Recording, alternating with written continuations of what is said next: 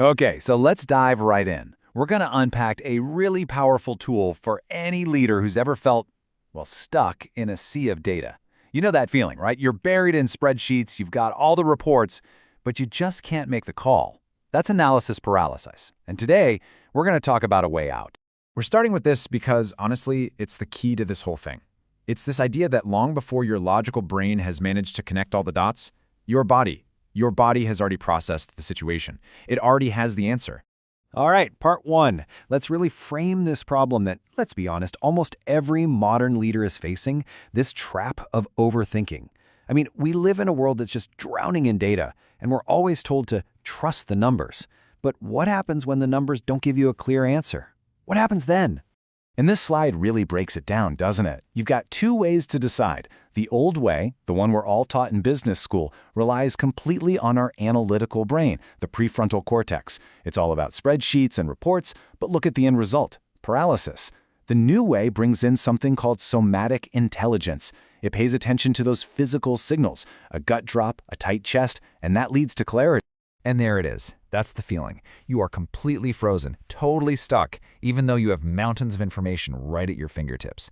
This isn't just frustrating, it's a massive roadblock. It causes delays, you miss out on opportunities, it's a huge problem. So let's talk about the solution. And what's so cool about this is that it uses a high-fidelity data stream that you already own. We're not going to look for more information out there. We're going to start looking inward. Okay, so here's the big, radical idea.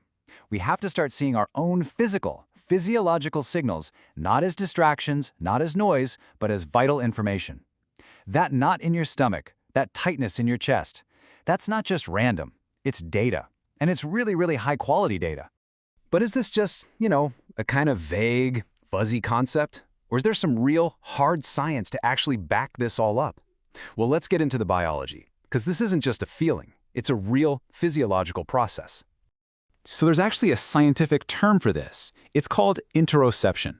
And it's basically our brain's ability to sense what's going on inside our body. Think of it like a sixth sense, right? It's constantly monitoring your heartbeat, your breathing, your gut. And what's fascinating is that researchers are finding that some people are just way, way better at tuning into these signals than others.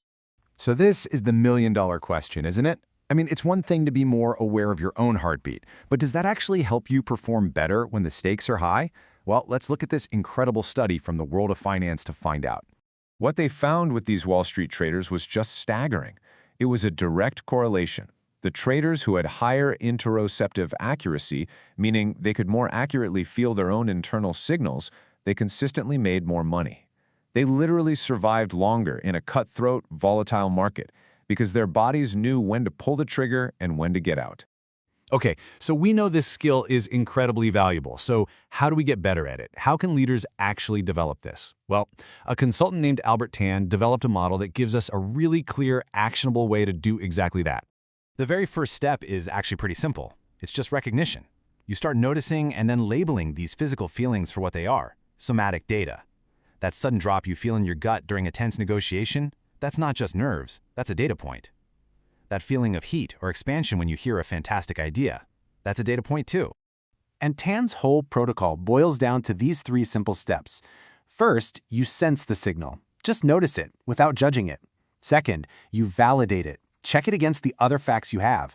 Does the spreadsheet actually back up what your gut is telling you? And third, and this is crucial, you act. You make the call before you get sucked back into that endless loop of overanalysis. So let's wrap this all up by reframing what it really means to be an intelligent leader in this day and age. It's about moving beyond this narrow, brain-only definition of intelligence and embracing something much more powerful and whole. And this quote from Albert Tan, man, it just says it all, doesn't it? Your somatic intelligence is like an early warning system. It's processing threats, it's processing opportunities way faster than your analytical mind can line up a list of pros and cons. Learning to trust it gives you a massive head start. So look, the goal here is not to throw out your spreadsheets. We're not saying to ignore the reports, not at all. The goal is to evolve.